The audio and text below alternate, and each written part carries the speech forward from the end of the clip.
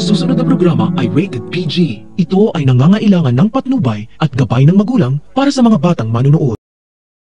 Ang akala ni Zoe safe na ang sikreto niya na siya ang totoong pumatay kay Lolo Pepe. Pero nagkamali siya dahil si Apo lang pala ang makakabisto ng tinatago niyang sikreto. Hindi maalis sa isipan ni Doc RJ ang sinabi ni Apo tungkol sa anak niyang si Zoe na may dugo na ang kamay nito dahil pinatay niya ang matandang lalaki na malapit sa kanya. Ipinagkibit balikat lang ni Annalyn ang sinabi ni Apo dahil ang paniniwala niya baka isa sa mga pasyente ni Zoe ang tinutukoy ni Apo at wala itong ibang ibig sabihin. Medyo hindi kasi naniniwala si Annalyn sa mga pangitain o hula ni Apo pero nirerespeto niya ang mga paniniwala ng tribo ni Apo at walang masama kung sundin niya ang mga ritual nila. Hindi pwedeng magkamali si Apo sa nakita niyang pangitain kay Zoe at nararamdaman niyang masamang babae talaga si Zoe at kailangan nilang mag-ingat sa kanya.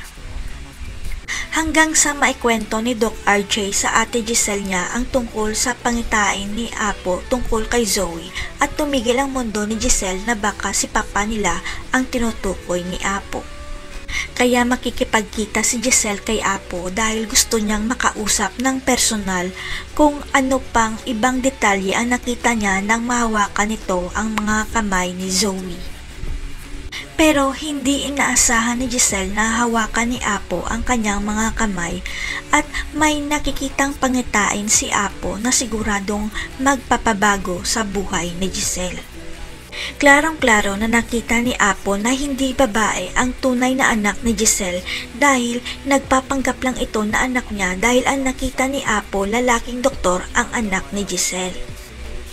Kaya nang buksan ni Apo ang kanyang mga mata, hindi na siya nagpaligoy-ligoy pa at sinabi kay Giselle na hindi babae ang tunay mong anak kundi isang lalaking doktor.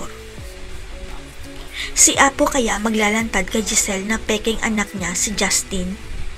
Malalaman na kaya ni Giselle na si Doc Lindon ang tunay niyang anak? Abangan.